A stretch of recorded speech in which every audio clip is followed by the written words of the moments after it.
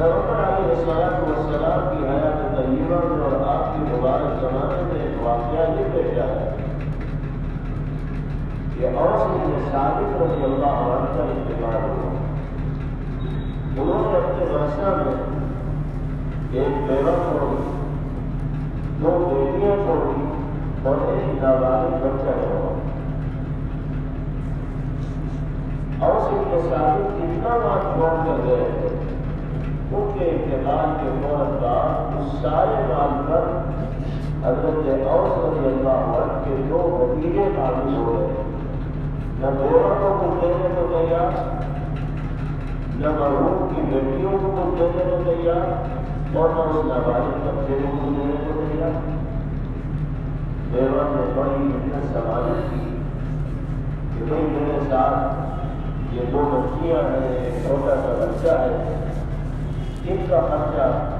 میرے ذمہ ہے، ان کی ضروریات کو پورا کرنا میرے ذمہ ہے۔ میرا شوہر دنیا سے چلا گیا، اس کے مال میں سے کچھ حصہ ہمارا بھی تو لگاؤ، اور ہمیں اپنا اور اپنے بچوں کا پیٹ کیسے پالوں؟ لیکن بہت کے نتیجے کو کام کرنے کو تیار نہیں، سننے کو تیار نہیں۔ ان کو تو عرب کے اصول کے اوپر ناز تھا کہ ہمارے یہاں تو یہی بات ہے کہ جو مال مرحوم چھوڑ کر جاتا ہے اس کا حصہ صرف لڑکوں کا ہوتا ہے جو کسموں سے ہم سے مطالبہ کرتے ہیں۔ حضرت اوس بن ثابت رضی اللہ عنہ کی بیوہ بہت پریشان ہوئی، یہاں تک کہ اخیر میں انہوں نے یہ پیشکش کر دی کہ چلو مجھے کچھ نہیں دیتے میرے شوہر کے مال میں سے، تو میری بچیوں میں سے کسی سے شادی کر دو تو میرے داماد بن جاؤ، رشتے داری قائم ہو جائے گی، میری بچی تمہارے گھر چلی جائے گی، اس کا خرچہ تم اٹھا لو گے، اور پھر زبان تمہارے قبضے میں رہے گی، تمہاری بھی ضرورت پوری ہوگی، ہماری بھی ضرورت پوری ہوگی۔ لیکن کوئی اس پر بھی تیار نہیں۔ جب کوئی شکل سامنے نہ آئی تو حضرت اوس بن ثابت رضی اللہ عنہ کی بیوہ اپنی بچیوں اور نابالغ بچے کو لے کر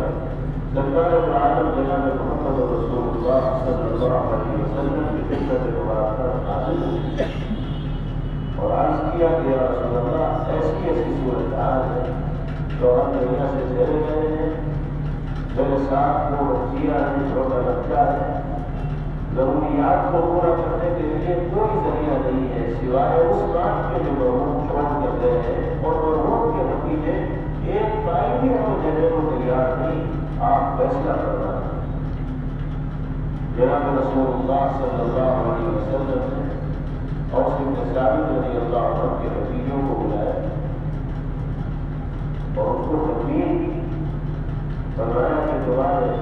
سینے میں بڑھنے والے دل میں رحم اور ترس نام کی کوئی چیز ہے؟ ابھی کتنے دور مرحوم کو دنیا سے گئے ہو،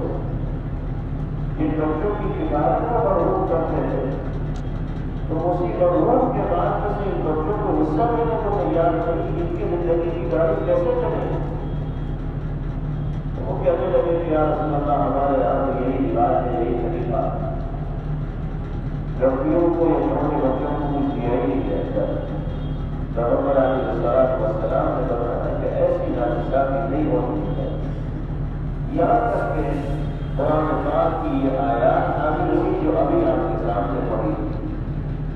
جس میں اللہ تعالیٰ نے 2 انداز کا اعلان کرنا ہے کہ جس طرح لڑکوں کا مرحوم کے مال میں زمین کے مال میں حصہ ہے، اسی طرح لڑکیوں کا بھی حصہ ہے۔ جیسے بالغ بچوں کا حصہ ہے ایسے ہی نابالغ بچوں کا بھی حصہ ہے۔ لڑکے سمجھے کہ بس ہمارا ہی ہمارا ہے، کسی دوسرے کا نہیں ہے، تو یہ ان کی غلط فہمی اور کام بنائی ہے، اس میں ہی بات بیان کر دی ہے۔ للرجال نصيب مما ترك الوالدان والأقربون، مردوں کے لیے بھی حصہ ہے اس مال میں سے جو والدین چھوڑ کر گئے ہیں یا بہت قریبی رشتے دار چھوڑ کر گئے۔ وَلِلنِّسَاءِ نَصِيبٌ مِّمَّا تَرَكَ الْوَالِدَانِ وَالْأَقْرَبُونَ،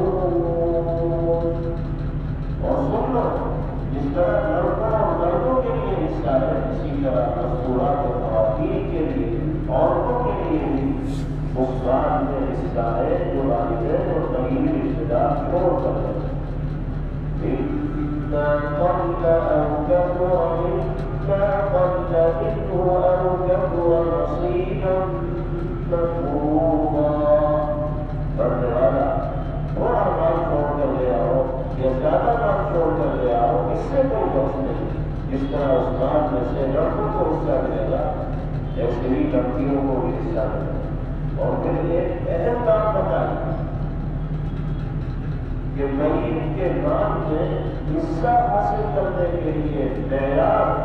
ضرورت نہیں ہے، بلکہ قرابت و رشتے داری۔ مطلب اس کا یہ ہے کہ مرنے والے کے مال میں سے ان رشتے داروں کو حصہ نہیں دیا جائے گا جن کو مال کی ضرورت ہے۔ ضرورت کی بنیاد پر رشتے داری نہیں طے ہوگی، بلکہ رشتے داری طے ہوگی رشتے کی قربت کی بنیاد پر۔ جو رشتے کے اعتبار سے زیادہ قریب ہو وہ غریب کے مال کے حقدار ہوں گے، اور جو رشتے کے اعتبار سے دور ہوں گے وہ غریب کے مال کے حقدار نہیں ہوں گے۔ بیٹا اگر موجود ہے تو پھر بھتیجوں کو ملنے کا کوئی مطلب ہی نہیں، کیونکہ بیٹا اپنا بھی رشتے کے اعتبار سے وہی مال کا حقدار ہوگا کہ دوسرے رشتے دار مال کے حقدار نہیں ہوگا۔ اگر ضرورت کو تقسیم وراثت کے لیے معیار قرار دیا جاتا ہے تو بڑا بڑا ہوتا ہے، اور کوئی بھی دنیا سے جاتا وہ رشتے داروں میں سے 50 آدمی پر ہو جاتی ہے، اتنے زیادہ ضرورت مند اس لیے میں حصہ لگاؤں۔ تو کس کس کی تفتیش ہوتی، کس کس کی تحقیق ہوتی، کس کس کے بعد کو جانچا جاتا اور اجاگر کیا جاتا، اور لمبا پروسیس شروع ہو جاتا۔ اس لیے اللہ نے حاجت اور ضرورت کو تقسیم وراثت کے لیے معیار بنایا ہی نہیں، اللہ نے تو معیار بنایا رشتے کی قربت کو۔ جو غریب کے رشتے کے اعتبار سے زیادہ قریب ہے وہی مال کا حقدار ہوگا، اور جو رشتے کے اعتبار سے دور ہے وہ آٹومیٹک اس سے محروم ہوگا۔ بہرحال اس آیت مبارکہ میں بنیادی بات بتا دی ہے کہ جس طرح لڑکوں کا حصہ ہے ایسے ہی لڑکیوں کا بھی حصہ ہے، اور آپ نے حضرت اوس رضی اللہ عنہ کے لڑکیوں کو تبدیل کر دی کہ اوس بن ثابت کے مال میں سے ایک پائی بھی تمہیں لینے کا حق نہیں۔ جو تفصیلی احکامات تمہارے سامنے بیان کروں، چنانچہ اس کے بعد باری تعالیٰ نے تفصیل کے ساتھ آیات قرآنیہ کو حضور پر نازل فرمایا اگلے رکوع میں، جس نے سب کے حکم متعین کر دیے ہیں کہ شوہر دنیا سے جائے تو اس کی بیوی کو کتنا ملے گا، اس کے بچوں کو کتنا ملے گا، اگر اس کے بچے ہیں تو بیوی کو کتنا ملے گا، بچے نہیں ہیں تو بیوی کو کتنا ملے گا۔ لڑکیاں اگر 3 ہیں اور لڑکیاں اگر 2 ہیں تو وراثت کس انداز میں تقسیم ہوگی، لڑکے ہی لڑکے ہیں تو وراثت کس انداز میں تقسیم ہوگی۔ تمام چیزیں باری تعالیٰ نے قرآن پاک میں اجمالی طور پر بیان کروائی، اور جناب رسول اللہ صلی اللہ علیہ وسلم نے ان کی تشریح و وضاحت کر، اور پھر آپ نے حضرت اوس بن ثابت رضی اللہ تعالیٰ کے چھوڑے ہوئے مال میں حصے داروں کی تعریف پر قرآنی ہدایات کے مطابق آپ نے فرمایا کہ اوس بن ثابت جتنا بھی مال چھوڑ کر گئے اس سارے مال کا 8واں حصہ ان کی بیوہ کو ملے، کیونکہ بچے ہوتے ہیں، شوہر کے بچے ہوں تو بیوہ کا حصہ 8واں ہوتا ہے، برتن کو 4 ہوتا ہے اور بچے ہوتے ہیں۔ اور پھر آپ نے فرمایا کہ اس کے سارے مال میں سے 8واں حصہ بیوہ کو دینے کے بعد جو مال باقی بچے گا اس مال کو 4 حصوں کو تقسیم کریں، ایک حصہ دونوں بیٹیوں کو دے دیا جائے گا، اور 2 حصے نابالغ بچے کے حصے میں آئیں گے، اور جو بھتیجے سارے مال پر مان تھے ان کو تو تبدیلی نہیں ملے گی، وہ ضرور ملے، اس لیے کہ ان سے زیادہ قریبی رشتے دار میت کا موجود ہے تو وہ کس کو سے میت کے وراثت کے مطالبہ کر رہے ہیں اور حقدار ہونے کی کوشش کر رہے ہیں۔ جب اقرب موجود ہے تو دور کے رشتے داروں کا کوئی حصہ نہیں ہوگا۔ اس طرح جناب رسول اللہ صلی اللہ تعالی علیہ وسلم نے قرآنی ہدایات کی روشنی میں اس معاملے کو حل کر ان آیات مبارکہ سے یہ واضح ہو گیا کہ میت کے چھوڑے ہوئے مال میں بھائیوں کے ساتھ ساتھ بہنوں کا بھی حق ہوتا ہے، لڑکوں کے ساتھ ساتھ لڑکیوں کا بھی حق ہوتا ہے۔ افسوس کے ساتھ کہنا پڑتا ہے کہ جاہلیت کے زمانے میں جو سوچ انسانی سماج میں پائی جاتی ہے، آج کی اس تہذیب یافتہ کہی جانے والی دنیا میں پھر وہی پرانی سوچ بہت تیزی کے ساتھ لوٹ کر چلی آتی ہے، اور کتنے گھرانے ہماری اور آپ کی برادری میں، قبیلوں میں، خاندان میں، سماج و معاشرے میں ایسے ہیں کہ جہاں میت کے دنیا سے چلے جانے کے بعد لڑکیوں کو کچھ دینے کا خیال ہی نہیں آتا۔ خاص طور پر کھیتی کی جو زمینیں ہوتی ہیں اس کے بارے میں تو یہ سمجھا جاتا ہے کہ اس میں لڑکیوں کا کوئی حق ہے ہی نہیں، ساری زمینوں کے اوپر لڑکے ہی شامل ہو رہے ہیں۔ حالانکہ اللہ رب العزت والجلال کا حکم یہ ہے کہ میت کے دنیا سے رخصت ہونے کے بعد اس کے سارے مال کو یکجا کر کے حساب لگا کر بائی کر کے لڑکوں اور لڑکیوں کے درمیان اور دیور کے درمیان شرعی اعتبار سے اس کو تقسیم کیا جائے، ورنہ اللہ کے یہاں جواب دہی انسان کے لیے بڑی دشوار اور مشکل ہو۔ اتنی بیادیاں ایسی ہیں کہ جہاں اللہ نے جائیداد کے اعتبار سے اور زمینوں کے اعتبار سے ان کو بہت خوشحال بنایا ہوا ہے، لیکن ان کی زندگیوں میں یہ رواج ہے، یہ طے ہے کہ لڑکیوں کو کچھ نہیں کیا جائے گا، بس بڑی نمازی ہے، دیندار ہے، صوم و صلاۃ کے پابند ہے، دین کے کاموں میں حصہ لیتے ہیں، لیکن جہاں تقسیم وراثت کا معاملہ آتا ہے تو وہاں بھی پہلے آتے ہوئے دکھائی دیتے ہیں، اور پھر ابھی سوچا چھوڑتے ہیں کہ ابا نے بیٹی کی شادی میں جو خرچہ کیا تھا اور جہیز کے نام پر جو چیزیں چڑھائی تھی وہی تو بہت کا حصہ ہے، تو دے دیا گیا مجھے۔ یاد رکھیے زندگی میں باپ اگر آسمان سے تارے اڑا کر بھی اپنی بیٹی کی گود میں ڈالتے تو بھی اس کے دنیا سے چلے جانے کے بعد وراثت کو چھوڑے ہوئے مال سے اس کی بیٹی کا روپ نہیں ہوتا۔ زندگی میں تو وہ مالی ہے جس کو چاہے کتنا ہے، آپ یہ کہیں کہ شادی میں اتنا خرچ کر دیا گیا تو آپ وراثت میں جائے کا کوئی حصہ نہیں، یہ اپنے دل کو پسند کی دینے والی چیز ہے، اللہ کو دھوکہ دینے والی چیز ہے۔ جب انسان دنیا سے جائے گا تو ندامت اور شرمندگی کا اس کے سامنا کرنا پڑے گا۔ یہ دنیا جب ہوتا ہے اگر ہم نے کسی دوسرے کے حصے پر قبضہ کر کے دنیا کی اس چند روزہ زندگی کو ایسے خوشیات اور تعلقات کے ساتھ گزار بھی لیا تو ہمیشہ ہمیش کی زندگی ایسی کانٹوں بھری ہوگی کہ جن کا تصور کر کے بھی کلیجہ ٹوٹ رہا ہے۔ اللہ تعالیٰ ہم سب کو اپنے فرائض اور واجبات اور ذمہ داریوں کو حسن و خوبی کے ساتھ انجام دینے کی توفیق عطا کرے۔ ہمارے سماج کا اور معاشرے کا ماحول ایسا بن گیا ہے کہ اگر ماں سے باپ کے دنیا سے چلے جانے کے بعد، ماں کے دنیا سے چلے جانے کے بعد کوئی بہن اپنے بھائیوں سے حق کا مطالبہ کرنے کے لیے چھوٹیاں جوڑے بڑھونا کرے، جیسا تجھے مانگنے کی ہمت کیسے ہوگی؟ یہ سمجھتے کہ ہم ہی اس کے مانگیں، حالانکہ وہ حقدار ہے، وہ عدالت میں جانا بھی اپنے حق کا مطالبہ کر سکتی، وہ بچائی ماحول کے دباؤ میں آ کر مانگتی ہے، یہ سوچتی ہے کہ کبھی اگر میرے زبان کھولتی تو پھر تو میرا آپ کا بھی لڑا لڑانا بھی بند ہو جائے، پھر تو بھائیوں کی اجازت ہو جائے گی، ملاقاتیں بھی نہیں ہوگی، دن میں 50 لوگ آ جائیں گے تو وہ سوچتی ہے کہ بس یہ اپنے گھر ہو جائے، ہم اپنے گھر ہو جائے، کیا کریں گے بات کریں، کب جائے گی ایسی جیسے چلے گا۔ اگر اس طرح کے سماجی دباؤ کی وجہ سے ہماری بہن اپنے حق کا مطالبہ نہیں کر رہی ہے تو ہم سب اس کے لیے مشترکہ کوشش کریں اور اللہ کے یہاں ہم سب کو معاف کرنا ہوگا۔ اور بات دنیا سے رخصت ہوئے ہو تو گھر کے بڑوں کی، لڑکوں کی اور ورثہ کی ذمہ داری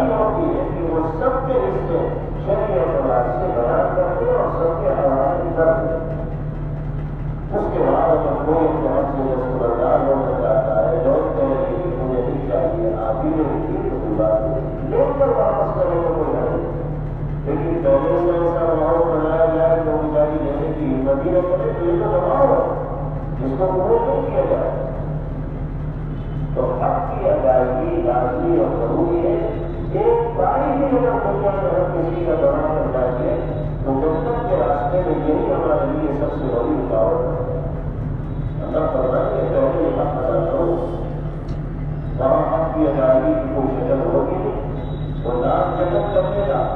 لیکن جب حق ادائی نہیں ہو پائے گا نتیجہ یہ ہوگا کہ جہنم کے عذاب کو سہتا رہے گا، دیکھتا رہے گا، تکلیفوں میں مبتلا رہے گا اور اس سے باہر نکلنے کی کوئی زمین اور کوئی راستہ اس کے سامنے نہیں ہے.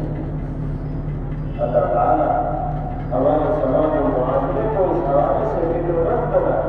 اور اپنی ذمہ داریوں کو خوبی کے ساتھ انجام دینے کی توفیق عطا کرے. دوسری آیت میں اسی موضوع سے متعلق ایک اہم مسئلے کی جانب رہنمائی کی جا رہی ہے. ایک مسئلہ یہ ہے کہ اگر دادا کی موجودگی میں بیٹے کا انتقال ہو جائے اور پوتا موجود ہو، پوتے موجود ہو، پوتیاں موجود ہو، تو پھر باپ دادا کی وراثت میں پوتے شرعی اعتبار سے حصے دار نہیں ہے. اس وجہ سے نہیں ہوتے کہ بیٹا موجود ہو، ایک بیٹے کا انتقال ہوا ہے دادا کے، تو دادا کا دوسرا بیٹا موجود ہے، دوسری بیٹیاں موجود ہے، یہ پوتوں کے مقابلے میں اقرب ہے. اور جب قریبی رشتے دار موجود ہو تو دور کے رشتے دار موجود ہو جاتے ہیں. اس لیے پوتے اور پوتیاں محروم ہوتے ہیں. اس پر لوگ بہت حیرانی کے اظہار کرتے ہیں اور اسلام کے اس قانون پر لوگ لفظ بھی کرتے ہیں. یہ جو بڑا ظالمانہ قانون ہے. باپ بیچارہ دنیا سے رخصت ہو گیا، چھوٹے چھوٹے بچے چھوڑ کر گیا، دادا دنیا سے جا رہے ہیں تو ان کے مال میں سے چچا کے حصے دار ہو گئے اور بولو وہ کو حق نہیں ملنا. حالانکہ ان کو بازار جانے ضرورت ہے، چچا تو ان کے پیروں پر پڑے اور یہ ان کے پیروں پر پڑے گی. تو دنیا سمجھتی ہے کہ زیادہ ضرورت مند ہے، ان کو ضرور حصہ ملنا چاہیے. لیکن اللہ نے جو اصول طے کیا ہے کہ حصے داری رشتے داری کی بنیاد پر طے ہوگی، آگے تو ضرورت کی بنیاد پر طے نہیں ہوگی. اب اللہ تعالیٰ اسی موضوع سے متعلق اگلی آیت میں اخلاقی ہدایت ہے. فرما رہے کہ دیکھو دادا کی زندگی میں بیٹا اور دنیا سے رخصت ہوگا تو پوتے اور پوتیاں محروم ہو جائیں گی اور تم رشتے دار بن جاؤ گے کیونکہ تم قریبی رشتے دار. لیکن ایک بات یاد رکھو، جب وراثت کا مال تقسیم کرنے کا نمبر آئے اور دادا کے سارے وارث لے جاؤ تو تمہیں اخلاقی طور پر اس مال میں سے کچھ نہ کچھ حصہ اپنے بھتیجے اور بھتیجیوں کو دینا چاہیے.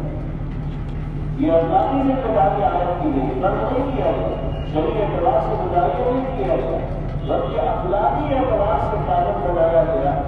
کہ اب تمہاری اخلاقی ذمہ داری ہوتی ہے. تم اگر دو بھائی اور تین بیٹے ہو اور تم سب اس مال کے رشتے دار بن گئے ہو شرعی اعتبار سے، تو سب جوڑ کر بیٹھو اور اس میں سے کچھ حصہ اپنے مرحوم بھائی کے بچوں کے لیے خاص کر دو، الگ کر دو، ان کے حوالے کر دو. اگر سماج اس اخلاقی ذمہ داری کو ادا کرے گا تو پھر دادا کی موجودگی میں دنیا سے رخصت ہونے والے بیٹے کے بچے محروم نہیں ہوں گے. دوسرے واسطہ ان کو اپنے مال میں سے کچھ حصہ دیں گے. تو لوگوں کا ذہن اس طرح تو زیادہ نہیں. اللہ پاک کی اس ہدایت کو دیکھتے ہیں کہ اللہ نے سماج کے کاموں پر کیا ذمہ داری ڈالی ہے، اس پر اعتراض کرنے لگتے ہیں کہ قرآن کہتا ہے کہ پوتے محروم ہو جائیں گے اگر دادوں کی زندگی میں باپ دنیا سے رخصت ہو. اس آیت میں اللہ پاک یہی ارشاد کرتا ہے وَإِذَا حَضَرَ الْقِسْمَةَ أُولُو الْقُرْبَى وَالْيَتَامَى وَالْمَسَاكِينُ فَارْزُقُوهُم مِّنْهُ وَقُولُوا لَهُمْ قَوْلًا مَّعْرُوفًا. جب مال کی تقسیم کا وقت آئے، رشتے دار موجود ہو، یتیم موجود ہو، ضرورت مند موجود ہو، تو اللہ نے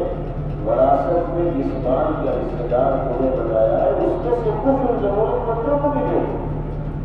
اپنے بھائی کے بچوں کو دے دو. اللہ ہی کا تو انعام ہے مقصد ہونے کی وجہ سے اس کی چھوڑی ہوئی پونجی تمہارے حصے میں آتی، ورنہ تمہارا دامن تو خالی تھا۔ اللہ نے تمہیں مالدار بنانے کا انتظام کیا ہے، تو اللہ کی ہدایت کے مطابق تم ضرورتمندوں کو بھی سمجھو۔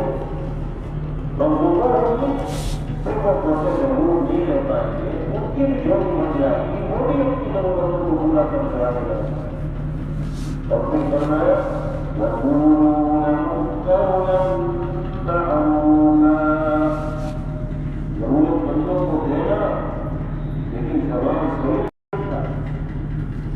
اس لیے کہ تم دور جو ہوتے ہیں اور تمہارے مقابلے میں ہم قریب کے رشتے دار ہیں اور شریعت کے اسی اعتبار سے تقسیم وراثت کو مقرر کرنا ہے۔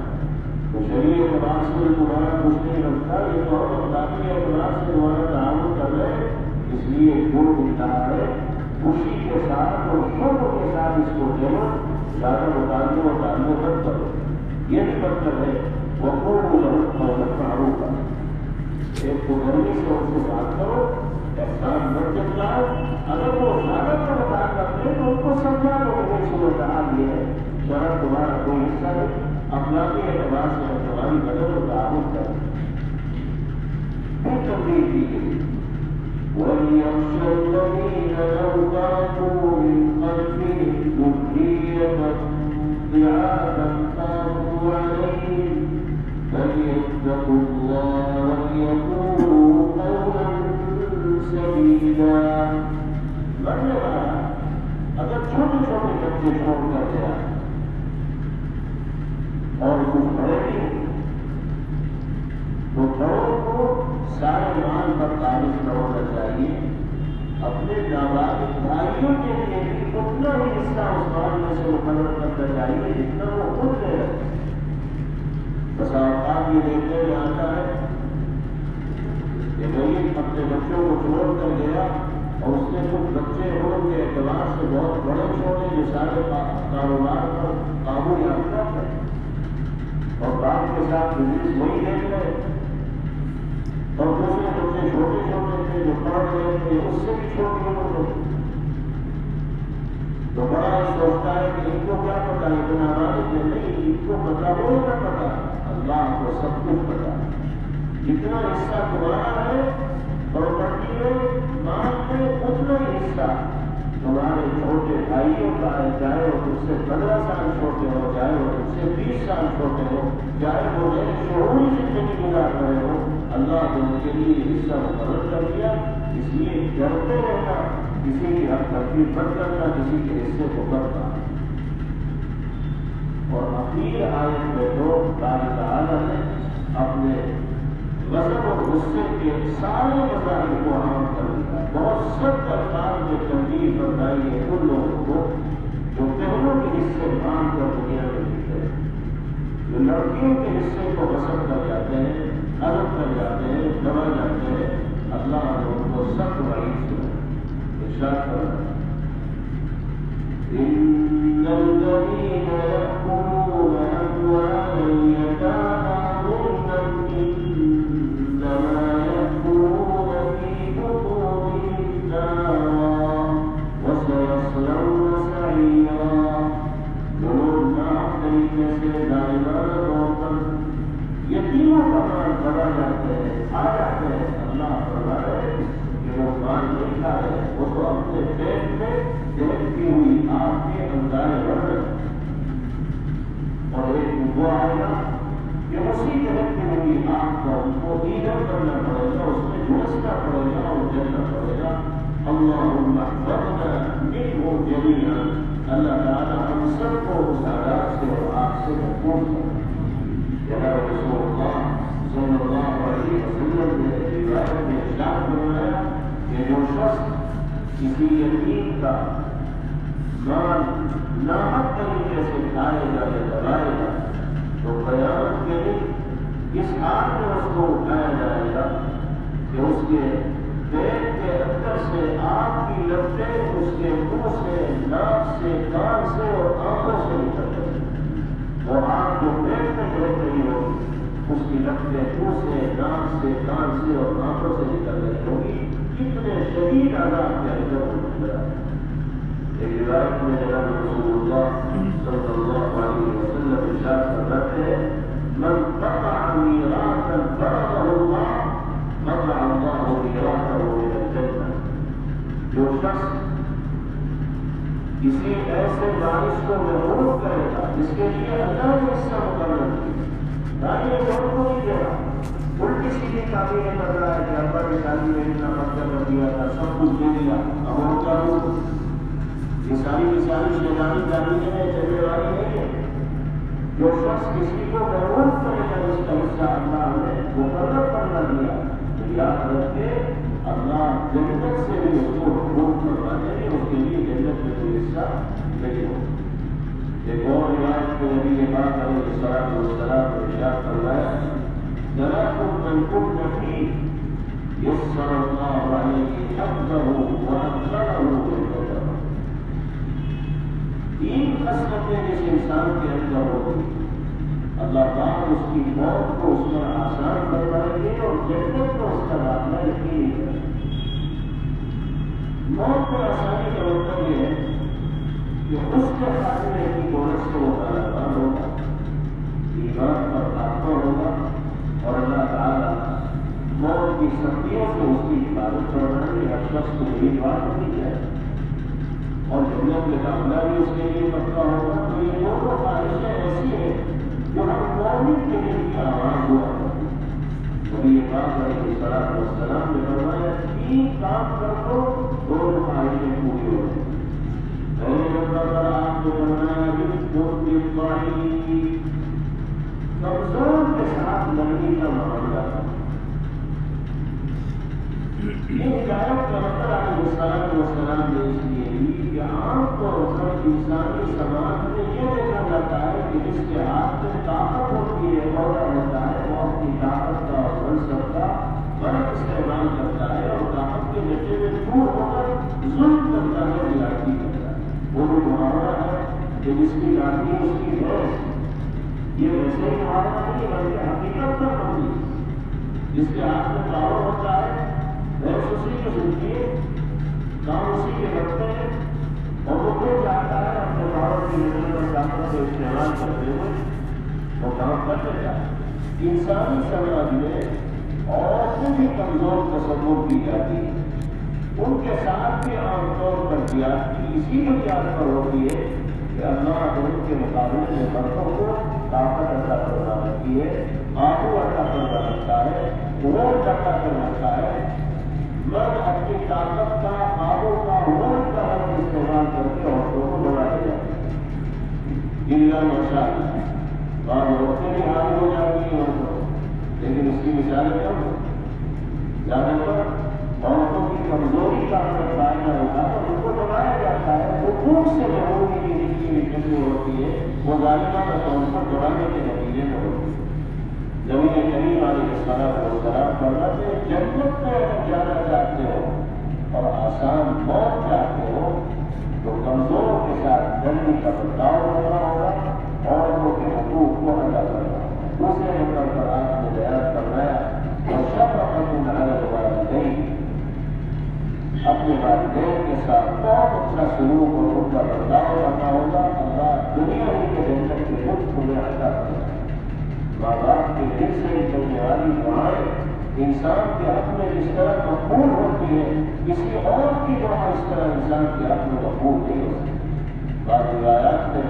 یہ مضمون بیان کیا گیا کہ جس طرح ایک نبی کی دعا اپنے امتی کے حق میں مقبول ہوتی ہے اسی طرح ماں باپ کے دل سے نکلنے والی دعا بھی اپنی اولاد کے حق میں مقبول ہوتی ہے اور نہیں کی جاتی. اور تیسری چیز پیغمبر علیہ الصلوۃ والسلام کو بیان فرمائی وہ انسان المنظور. اگر جنت میں جانا چاہتے ہو اور حسن خاتمے کی دولت سے مالا مال ہونا چاہتے ہو تو اپنے ماتحتوں کے ساتھ، اپنے ملازمین کے ساتھ، اپنے یہاں کام کرنے والے لوگوں کے ساتھ بہت اچھا سلوک اور ان کا برتاؤ کرنا ہوگا. ان کی عزت نفس کا خیال کرنا ہوگا. ان کو بھی وہی احترام دینا ہوگا جو انسانیت کی بنیاد پر اللہ کے بندوں کو دیا جاتا ہے. تو ان کے دل میں بھر کر جاؤ گے اور ان کے لیے دعاؤں کی مستحق کرو گے. یہ تین صفات اگر ہماری زندگی میں آ جائیں گی اللہ اس دنیا کو بھی عافیت سے ہمدرد فرمائیں گے، دنیا سے جانا بھی اللہ تعالیٰ ہمارے لیے مبارک فرمائیں گے، اور جنت کو لانا بھی اللہ پاک ہم سب کے لیے یقینی بنائیں گے۔ اللہ تعالیٰ ہم سب کو ہدایات پر عمل کرنے کی توفیق نصیب فرمائے، اور ہر طرح کے خلاف شرع اعمال سے، حق توفیقوں سے، اور باری تعالیٰ کے غصے کو دعوت دینے والے اعمال سے اللہ پاک ہماری حفاظت فرمائے۔ وآخر دعوانا ان الحمد للہ رب العالمین۔ Thanks for watching. Don't forget to like, comment, share and subscribe to Al Wahid channel.